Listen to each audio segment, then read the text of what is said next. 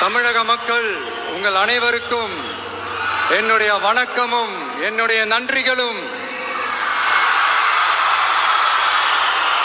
குறிப்பா திருச்சி கிழக்கு தொகுதி மக்கள் உங்கள் அனைவருக்கும் என்னுடைய ஸ்பெஷல் வணக்கமும் ஸ்பெஷல் நன்றிகளும். இதை நான் ஏன் இப்படி சொல்றேன்னா, என்னை இப்போ பெரம்பூர் தொகுதி எம்எல்ஏன்னு தான் சொல்லுவாங்க.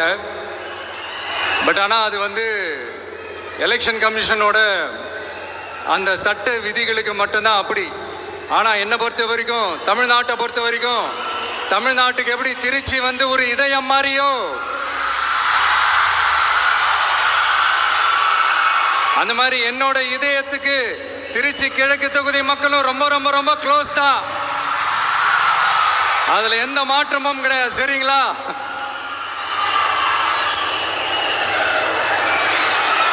ஆட்சிக்கு சில வாரங்கள் கூட ஆகல. 6 மாசம் அமைதியா இருப்போம்னு சொன்னவங்கலாம் 6 நாள் கூட அமைதியா இருக்க முடியல. ஆட்சிக்கு அரை மணி நேரத்திலே ஆரம்பிச்சிட்டாங்க. பாவம், ஒரு கல்யாண வீட்டிலலாம் போய் புலம்பிட்டு இருக்காங்க.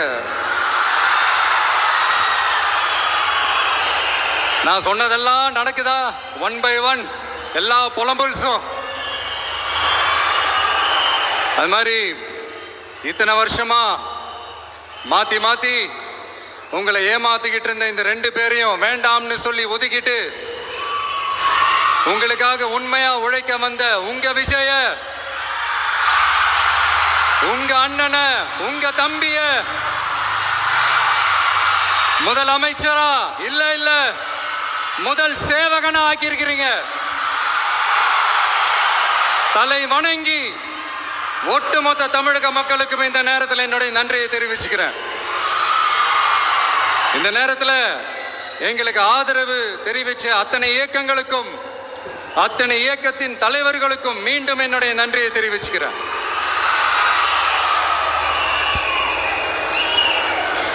புரட்சி தலைவர் எம்ஜிஆர் அவர்களுடைய முதல் தேர்தலில் கூட இந்த அளவுக்கு ஒரு ஓட் பர்சன்டேஜ் வாங்கல அப்படின்ட்டு நிறைய பேர் சொன்னாங்க. ஆனா நீங்க டிவிகேக்கு அவ்வளோ நீங்க ஆதரிச்சிருக்கிறீங்க. நான் எம்ஜிஆர் அவர்களோடலாம் நான் கம்பேர் பண்ணல. எம்ஜிஆர் தான். ஆனா நாம பெரியார், அண்ணா, எம்ஜிஆர் அவர்கள் வழியில ஒரு அன்பா உழைக்க வந்த உங்க விஜய், அவ்வளவுதான். 1977 நீங்க போடாத ஓட்ட 2026 நீங்க போட்டிருக்கிறீங்க. என்ன ஒண்ணு, இன்னும் கொஞ்சம் அதிகமா ஆதரிச்சிருந்தீங்கன்னா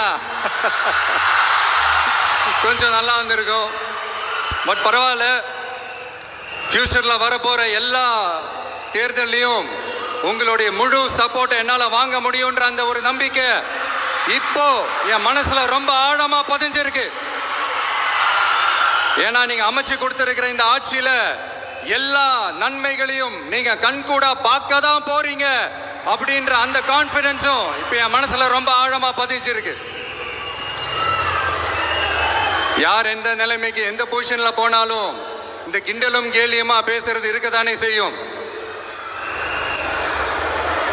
நம்மளை பத்தி, நம்ம அரசியலை பத்தி, நம்ம பேச்சை பத்தி இந்த கிண்டலும் கில்லியமா பேசிட்டு தானே இருப்பாங்க. அவங்க எல்லாருக்குமே என் சைட்ல இருந்து ஒரே ஒரு ரிக்வெஸ்ட், தயவு செஞ்சு நிப்பாட்டிடாதீங்க.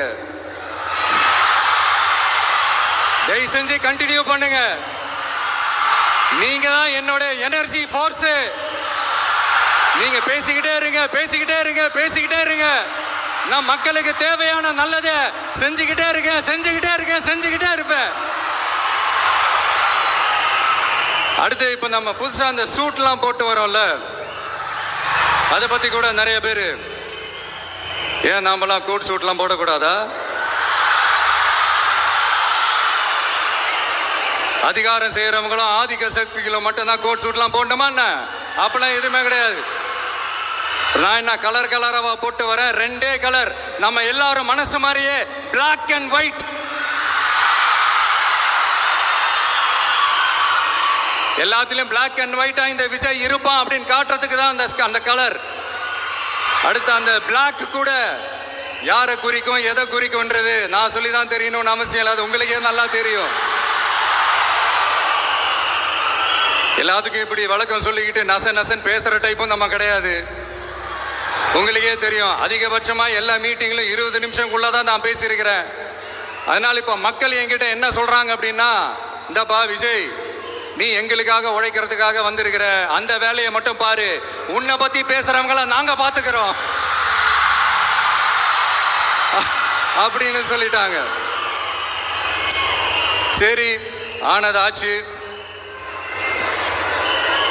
இப்ப என்ன, உனக்கு எதிரிகளே இல்லையா அப்படின்லாம் கேட்டா, அப்படிலாம் நான் சொல்ல மாட்டேன், அப்படிலாம் நான் நினைக்கவும் மாட்டேன், அப்படி நினைக்கவும் கூடாது.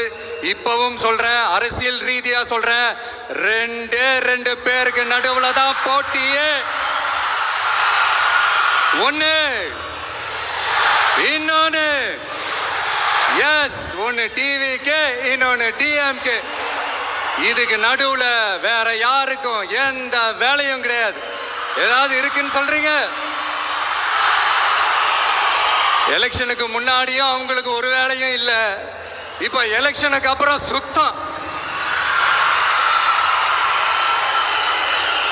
ஆனா இந்த திமுகவும் மற்றும் பலரும் ஒன்னா சேர்ந்துக்கிட்டு இந்த விஜயோட ஆட்சி வந்துடக்கூடாதுன்னு சொல்லி ஒரு கூத்து ஒண்ணு பண்ணாங்களே, அந்த கடைசி 5 நாள், அடாடாடாடாடா, நமக்கெல்லாம் ஓஹோ இப்படியெல்லாம் கூட நடக்குமோ என்ன கூத்துங்கிறீங்க. ஆனா ஃபியூச்சர் என்னவா இருக்கும்ன்றதை மட்டும் இப்ப நான் சொல்றேன். உங்களுக்காக உண்மையா உழைக்க வந்த இந்த விஜயா, இல்ல இந்த விஜயோட ஆட்சி அமைஞ்சிட கூடாதுன்னு தடுக்க நினைச்ச ஸ்டாலின் சாரா, அவ்வளவுதான். இதுக்கு நடுவுல வேற யாரும் எந்த அல்லு சில்லும் உள்ள வந்து நம்மளை தடுக்கிறதோ எதிர்க்கிறதோ ஏதாவது பண்ணாங்கன்னா நிர்வாகம் அதுக்கு பொறுப்பில்லை ராஜா, நிர்வாகம் அதுக்கு பொறுப்பில்லை. ரிசல்ட் என்னவா வரும்ன்றது அது உங்களுக்கே நல்லா தெரியும். நம்மளை ஏளனமா பேசுறதா நினைச்சு அவங்களுக்கு ஆப்பு வச்சுக்கிறாங்க. திமுக நம்மளை தடுக்க, திமுக நம்மளை எதிர்க்க, திமுக நம்மளை அவமானப்படுத்த அத்தனையும் நமக்கு நன்மையே.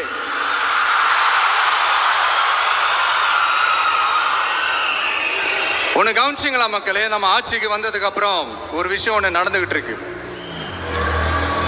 இது இந்த ஜென்சி தலைமுறையை அட்ராக்ட் பண்றதுக்காக இங்கிலீஷ் தமிழ் கலந்த அறிக்கை, அது சொல்ல வந்த நினைச்சிங்களா? அந்த காமெடி எல்லாம் கிடையாது. அடுத்து இந்த ரியாலிட்டியை மறந்துட்டு இந்த ரீல்ஸ் போடுறது, அது சொல்ல வந்தீங்களா? அந்த காமெடியும் கிடையாது. இது சீரியஸா ஒரு விஷயம் நடந்துகிட்டு இருக்கு. முன்னெல்லாம் சட்டசபையில யார் பேசினா நமக்கு என்ன, யார் அடிச்சுக்கிட்டா நமக்கு என்னன்ற இருந்த கூட்டம்லாம் இப்ப சட்டசபையில என்ன நடக்குது, என்ன பேசிக்கிறாங்கன்றது ரொம்ப உன்னிப்பா கவனிக்கிறாங்க. கவனிச்சிங்களா? திமுக ஸ்டைல்லே சொல்லணும்னா ரீல்ஸ் போட்ட கூட்டம்லாம் இப்ப நியூஸ் பார்த்துக்கிட்டு இருக்கிறாங்க. அதுல நமக்கு சந்தோஷம் தான், பெருமை தான். நம்மளுடைய யங்ஸ்டர்ஸ், நம்ம பெண்கள் எல்லாம் அந்த அரசியல் என்னன்னு தெரிஞ்சுக்கணும், அந்த அரசியல் என்னன்னு புரிஞ்சுக்கணும்னு அப்படி ஒரு விழிப்புணர்வு ஏற்பட்டிருக்கு. அதுல எங்களுக்கு சந்தோஷம் தான். இதெல்லாம் யாரால நடந்திருக்கின்றது நான் சொல்லிதான் உங்களுக்கு தெரியணும்னு அவசியம் இல்லை, அது உங்களுக்கே நல்லா தெரியும். இப்படிப்பட்ட நம்ம தெய்வங்களை, இப்படிப்பட்ட நம்ம மக்களை தற்குறின்றது இன்னமும் சொல்லிக்கிட்டு இருக்கிறாங்க. நான் காஞ்சிபுரத்தில் சொன்னதை தான் இங்க நான் திரும்ப ரிப்பீட் பண்றேன். நீங்க தற்குறின்னு சொன்னீங்களே, அவங்க தான் உங்களோட அரசியல் வாழ்க்கையே ஒரு கேள்விக்குறி ஆக்கி இருக்கிறாங்க. கேள்விக்குறி ஆக்கிட்டாங்க, இன்னமும் ஆக்க போறாங்க. அன்னைக்கு நான் சொன்னப்போ சிரிச்சவங்க இன்னைக்கு என்ன பண்ண போறாங்களோ. உண்மையை சொன்னாதான் அந்த கூட்டத்துக்கு கசக்குமே. உண்மையிலே நீங்க மக்கள் மனசை புரிஞ்சு வச்சிருந்தீங்கன்னா நீங்க இப்படி மக்களை தப்பாவே பேசியிருக்க மாட்டீங்க. அது என்ன, அப்புறம் அரசியல் புரிதல் இல்லாம மக்கள் நமக்கு ஓட்டு போட்டுட்டாங்களாம். இந்த கவர்ச்சியில மயங்கி மக்கள் நமக்கு ஓட்டு போட்டுட்டாங்களா? நான் என்ன, சரி விடுங்க.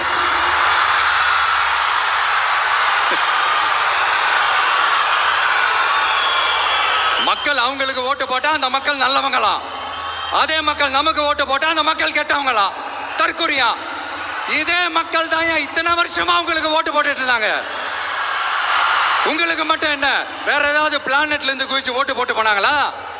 தற்கொலையாமா தற்கொலை நல்லா வருது வேணான்னு பாக்குறேன். எங்க அண்ணன் விஜயகாந்த் அண்ணன் சொல்ற மாதிரி அண்ணா அவர்கள் ஆரம்பிச்ச கட்சியை ஒரு அடிமை கூடாரம் ஆக்குனது யாருங்க சார்? இப்படி எல்லாம் ஆக்கிட்டு உண்மையை சொல்லு உடன்பிறப்பேவா. உங்களோட அந்த உண்மையான உடன்பிறப்புக்கெல்லாம் என்ன சொல்றாங்க தெரியுமா சார்? திமுக இப்படி ஆனதுக்கு காரணம், அந்த காரணத்தை வெளியிலலாம் போய் தேடாதீங்க, உங்க குடும்பத்துக்குள்ளே கேளுங்கிறாங்க. உங்களுக்காக மாடா உழைச்சி தேஞ்சு போய் கிடக்கிறோம். திமுக இப்படி ஆனதுக்கு காரணம் உழைக்காம சொகுசா இருக்கிற உங்க குடும்பத்துக்குள்ளேயே போய் கேளுங்கிறாங்க. ஒவ்வொரு திமுக தொண்டனும் அதை சொல்றாங்க. அதை புரிஞ்சிக்காம நம்மளையும் நம்ம மக்களையும் தப்பா பேசிக்கிட்டு, நீங்க மக்களை தப்பா பேசுனீங்கன்னா இந்த விஜய் வந்து கேள்வி கேட்பான், சும்மா இருக்க மாட்டான். இந்த விஜயும் தமிழ்நாட்டு மக்களும் வேறு வேறு இல்லை. இந்த விஜய் தான் தமிழ்நாட்டு மக்களோட ஒரு உண்மையான ஒரே பிரதிநிதி. இது இன்னைக்கும் சரி, நாளைக்கும் சரி, நாளன்னைக்கும் சரி, இதுதான் நிஜம். மறுபடியும் சொல்றேன், நமக்கும் மக்களுக்கும் இடையே இருக்கிற இந்த பூர்வ ஜென்ம பந்தத்தை, அந்த உறவை எதுவும் இந்த சதிகள் சூழ்ச்சிகள் பண்ணி யாராலையும் எதுவும் கெடுக்கவே முடியாது. கெடுக்க ட்ரை பண்ணீங்க. நம்ம ஆட்சிக்கெல்லாம் வரதுக்கு முன்னாடி என்ன சதிகள், என்ன சூழ்ச்சிகள், என்னென்னலாம் பண்ணி எப்படி எப்படியெல்லாம் தடுத்துடலான்னு. ஆனா இப்ப ஆட்சிக்கு வந்த இந்த சாமானிய மக்கள் ஆட்சியை நீங்க இந்த எதிர்கட்சியா இருக்கும் போது ஒண்ணு யூஸ் பண்ணுவீங்கல்ல, இந்த அறத பழைய டெக்னிக், அதெல்லாம் யூஸ் பண்ணி நம்மளையும் மக்களையும் பிரிச்சலாம்னு நினைச்சீங்கன்னா அது ஒரு காலம் நடக்காது. மக்கள்லாம் ரொம்ப தெளிவாயிட்டாங்க சார், ரொம்ப தெளிவாயிட்டாங்க. அதனால ஒரு ஆக்கப்பூர்வமான ஒரு எதிர்கட்சியை செயல்பட்டு மக்கள் மனசை வெல்ல பாருங்க. இந்த கடைசி லாஸ்ட் 1 மந்தா நடந்த ஒரு சில விஷயங்கள் உங்ககிட்ட நான் ஷேர் பண்ணணும்னு ஆசைப்படுறேன். இந்த 200 யூனிட் மின்சாரம், கட்டணமில்லா மின்சாரம் அறிவிச்சோம். அதுல ஆல்ரெடி இருந்த 100 யூனிட் திமுக கொடுத்தது கிடையாது. மேடம் ஜெயலலிதா மேடம் இருந்தப்போ செஞ்சுட்டு போனது. ஸ்டாலின் சார் பதவி போன அந்த கடுப்புல அறிக்கையா விட்டு தள்ளிக்கிட்டு இருக்கிறாரு. என்ன பண்ணீங்க உங்களுடைய ஆட்சியில? மக்கள் பணத்தை, டாஸ்மாக்ல இருந்து அடிச்ச அந்த பணத்தை, ஊழல் செஞ்ச அந்த ஃபைல க்ளோஸ் பண்றதுக்கு அலையா அலைஞ்சிங்க. ஆனா இந்த விஜய் மக்களுக்கு தொந்தரவா இருக்கிற அதே டாஸ்மாக க்ளோஸ் பண்ணா. விவசாயிகளோட அந்த கடனை தள்ளுபடி மேக்சிமம் இந்த 1 மந்த்ல என்ன செய்ய முடியுமோ அதை செஞ்சான். நீங்க தான் அந்த நிதி சம்பந்தமா இருக்கிற எல்லா கேட்டையும் லாக் பண்ணி வச்சுட்டு போயிருக்கிறீங்க. அதை சரி செய்ய வேணாமா? அதை ஒழுங்குபடுத்த வேணாமா? அதனால மறுபடியும் சொல்றேன், இந்த விஜய் பொய் சொல்லி ஏமாத்துறதுக்காகலாம் அரசியலுக்கு வரல. உங்க கூடவே நிக்கிறதுக்காக மட்டும்தான் அரசியலுக்கு வந்திருக்கிறேன். அதுல எந்த மாற்று கருத்துமே கிடையாது. கவலையப்படாதீங்க விவசாய பெருமக்களே. அடுத்து இந்த சட்டம் ஒழுங்கு, அது சரியில்லை இது சரியில்லைன்னு சொல்லி திமுகவும் மற்றும் பலரும் மாறி மாறி கூவுறீங்க. நான் ஒண்ணு கேட்கிறேன், இந்த மாடல் அரசுன்னு சொல்றீங்களே, அதுல என்ன செஞ்சு வச்சுட்டு போயிருக்கீங்க? ஒரு ஊரு விடாம, ஒரு தெரு விடாம போதைப் பொருள் கலாச்சாரம் அப்படியே ஸ்ப்ரெட் ஆகி கொட்டி கிடக்குது. அது அப்பவே இனிஷியல் ஸ்டேஜ் அதை நீங்க கண்ட்ரோல் பண்ணிருந்தீங்கன்னா இத்தனை பெண் குழந்தைகளை, இத்தனை பெண்களை இழக்க வேண்டிய ஒரு சூழ்நிலை ஏற்பட்டிருக்குமா? எல்லாத்தையும் பண்ணிட்டு பழிய தூக்கி ஏன் மேல போடுறாங்க. நீங்க என்ன பழி நம்ம மேல போட்டாலும் மக்கள் நிம்மதியா வாழக்கூடிய அந்த செயலை கண்டிப்பா இந்த விஜய் செஞ்சுதான் காட்டுவான். அதுக்காக தான் எஃபிஷியன்டான போலீஸ் ஆபீசர்ஸ் நான் அப்பாயிண்ட் பண்ணியிருக்கிறேன். எஃபிஷியன்டான அந்த போலீஸ் ஆபீசர்ஸ் டீம் நான் அப்பாயிண்ட் பண்ணியிருக்கிறேன். பெண்கள் பாதுகாப்பான அந்த சிங்க பெண் காவல் படை நெக்ஸ்ட் வீக் அதை இனாகரேட் பண்ண போறோம்.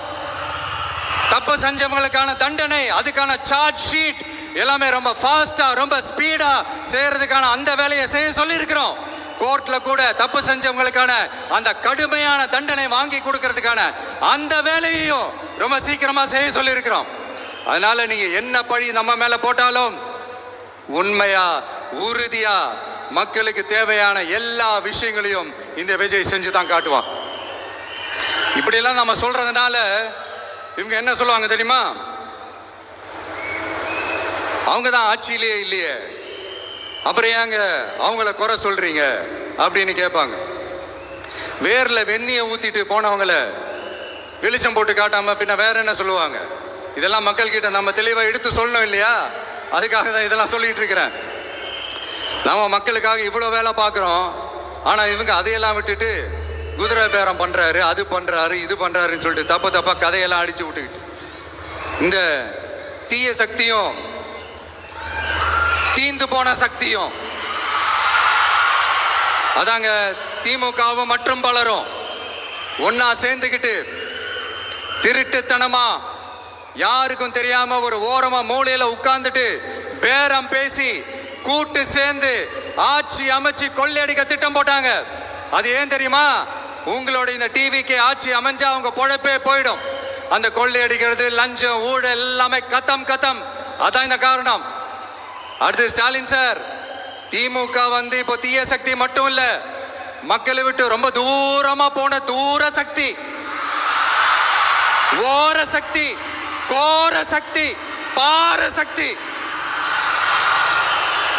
நீங்க எப்போ இந்த தீந்து போன சக்தியோட நீங்க கூட்டு சேர்ந்துக்கிட்டு ஆட்சி அமைக்கணும்னு நினைச்சீங்களோ அப்பவே இந்த திமுக தூர்ந்து போன சக்தியாகவும் ஆயிடுச்சு. நீங்களாம் நம்மளை பத்தி அவதூறு பேசலாமா சார்? இது நியாயமா?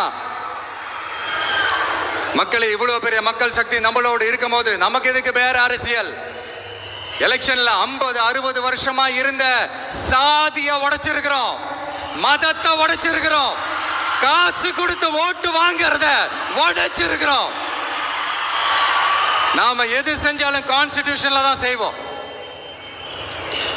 நாம சிங்கிள் மெஜாரிட்டி வாங்கி இருந்தாலும் நம்மள நம்பி முறையா கூட்டணியில கட்சியில ஆதரிக்க வர்றவங்களை அரவணைச்சு தான் இருப்போம்.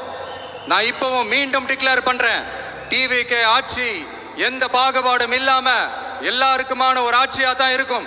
அதுல எந்த மாற்றமும் கிடையாது. ஸ்டாலின் சார் மாதிரி ஊசலாட்டம் இருக்கவே இருக்காது. மதச்சார்பற்ற கொள்கையில சமரசமே இல்லை. மாநில உரிமைகள்ல விட்டு கொடுக்கவே மாட்டோம். நதி நீர் உரிமைகளை விட்டு கொடுக்கவே மாட்டோம். சமூக நீதி, சமத்துவ நீதிய ஒரு நாளும் விட்டு கொடுக்கவே மாட்டோம். அதனால திருச்சி கிழக்கு தொகுதி மக்களே, தமிழ்நாட்டில் இருக்கிற 234 தொகுதியும் நம்ம தொகுதி தான். அதுல எந்த கட்சி ஜெயிச்சிருந்தாலும் அது நம்ம தொகுதி தான். பெரம்பூரா இருக்கட்டும், திருச்சி கிழக்கா இருக்கட்டும், எனக்கு 2 கண்கள் மாதிரி. அதுலயும் திருச்சி கிழக்கு என் செல்ல புள்ள மாதிரி. அதனால வரப்போற இடைத்தேர்தல்ல உங்க வீட்டில் இருக்கிற ஒருத்தரை தான் வேட்பாளரா நிக்க வைக்க போறோம். நீங்க எப்படி இந்த விஜய்க்கு ஆதரவு கொடுத்து ஓட்டு போட்டு ஜெயிக்க வச்சீங்களோ அதே மாதிரி வரப்போற இடைத்தேர்தல்ல உங்களுடைய அந்த வேட்பாளரையும் ஜெயிக்க வைப்பீங்கன்ற அந்த ஒரு நம்பிக்கை நான் முழுமையாக தான் நம்புறேன். உங்களுக்காக உழைக்க வந்திருக்கிறேன்.